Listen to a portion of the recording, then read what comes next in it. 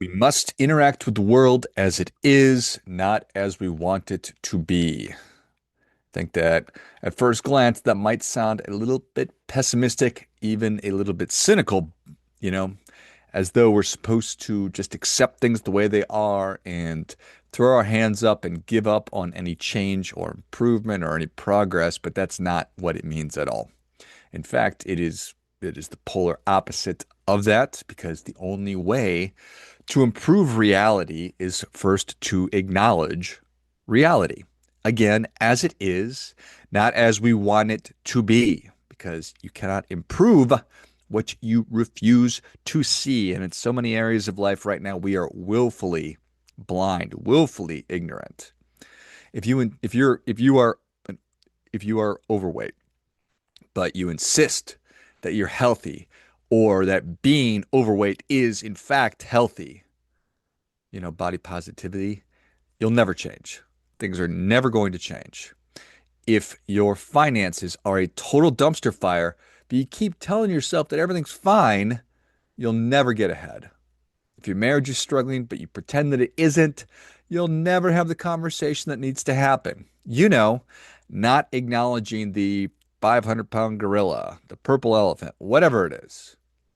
If you are not able to interact with the world as it is, then you will never be able to actually create the world that you want it to be. Reality comes first, then progress. It's true in our personal lives, it's true in business, it is even true in society, maybe especially true in society. One of the things I've noticed over the years is that young people tend to be highly idealistic. And that's not criticism, that's an amazing thing. Starry-eyed enthusiasm for the future and things are going to be different and we're going to be the people that can actually change it and make it happen. When a young idealistic person looks at the world and they ask, why isn't it better? What if we did things differently? What if we reimagined and started over? Those are important, really valuable questions because every meaningful improvement begins with some form of imagination. Every innovation begins with somebody imagining a better future. But experience is a profound, wonderful teacher.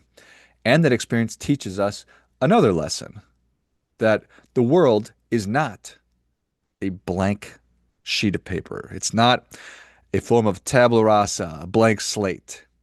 The world is, in fact, an incredibly complicated, complex system that is populated with people, lots of incentives, tons of trade-offs, good amount of history, lots of unintended consequences, and lots of competing interest. And reality, that gets a vote. That gets a vote in this program. So the older I get, the less interested I become in perfection, and the more interested I get in improvement. The less interested I become in utopia, and the more interested I become in better. In fact, I might go so far to say that people who are committed to a utopian view of the future will most certainly create a dystopian reality in the future. So that's why I love the phrase better and safe. It's not perfect and flawless. It is better and safe. It is practical. It is achievable. The challenge with so many grand visions is that they begin with this imagined destination, but spend very little time considering the path that it takes to get there. That destination is a beautiful thing in our mind's eye, but the implementation, that's where things get a little dicey. That's when things get a little bit difficult because every action creates a consequence. Every new policy, well, that creates different incentives. And every decision is by the very nature of deciding one thing over another is a trade-off. And that's not negativity, that's reality. And we must give reality its due. We must respect it. We must appreciate it. We must, again, acknowledge it. Because one of the greatest mistakes that we can make is believing an outcome sounds desirable, but not having a path that is viable. Every desirable outcome must have a viable path that is available and sustainable so we can actually make it happen. Because those are different things. You want healthier people? Great. How? You want better schools? Awesome. How? You want safer communities? Great. Yeah. Sweet. Sounds great. How? Because the how, that really matters. The trade-offs, they matter. Human behavior matters. Reality matters. This is one reason I've always been skeptical of sweeping changes implemented quickly. Not because change is bad, because change has a big, hefty price tag. It is expensive, not necessarily dollars and cents, but in terms of the time that it's going to take, the attention which is required, and the energy which it will take, the disruption, and the all unintended second order consequences that invariably are going to pop up that you did not realize because we just don't even know. So meaningful change, it requires thoughtfulness. It requires effort. It requires extreme persistence. And often it requires consensus.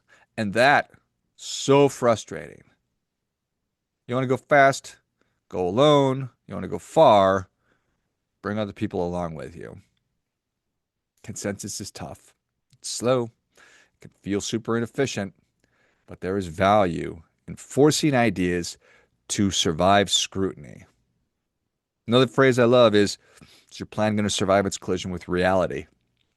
Like Tyson famously said, everybody's got a plan until they get punched in the face, and then, then you are turning tail, you are waving the white flag, you are throwing in the towel, you say, F it. There's value in debate. There's value in hearing the opposing viewpoint. It's so funny that half the country thinks one way and the other half thinks another. And we apparently think that we're just so different. It's just one issue. For the rest of it, the other 99%, probably pretty similar.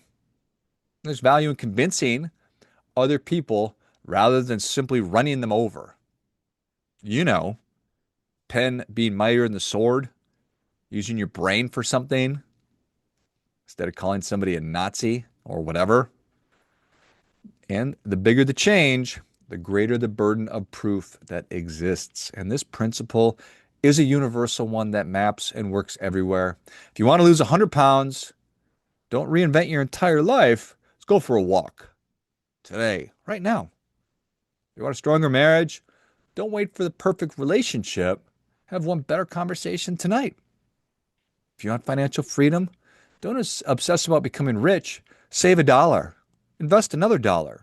Make a better decision. Because progress, it's incremental. Sometimes it'll really speed up towards the end and you'll get that hockey stick. But there was a lot of progress that was taking place painfully, without a lot of fanfare. But it is required. Otherwise, it's not a hockey stick, then it's just the blade of the stick. You get the idea. And that's a frustrating thing because we live in a culture that celebrates what we perceive to be dramatic transformations. We love the before and after photos. We love the overnight success stories, which are rarely overnight. They're more 20 years in the making. We love a good revolution, but most meaningful progress looks more like compound interest, small improvements, repeated again and again and again over a long period of time. True of organizations, individuals, communities, countries. The world doesn't become better because somebody imagines perfection or reimagines something. Oh, look, I just sat down and I reimagined what this is going to be. No. The world becomes better because responsible people engage with reality and improve it a little at a time. And that's why I believe one of the most mature perspectives a person can develop is this: accept reality completely and then work relentlessly to improve it. Not because reality is perfect, but because reality is where the work begins. Because you can't build a bridge from a place you're pretending not to stand on. You are here. This is the situation. These are the constraints. These are the resources. These are the trade-offs. Now what? That's where responsibility lives. That's where agency lives. And that's where progress lives and takes place because the goal is not to create a perfect world. The goal is to leave things a little bit better than you found them, a little stronger, a little wiser, a little safer, a little bit more aligned, and a little more meaningful. And that's enough because civilization advances the same way your life does, not through fantasy, not through wishful thinking, but through people interacting with the world as it is and doing their part by doing their best.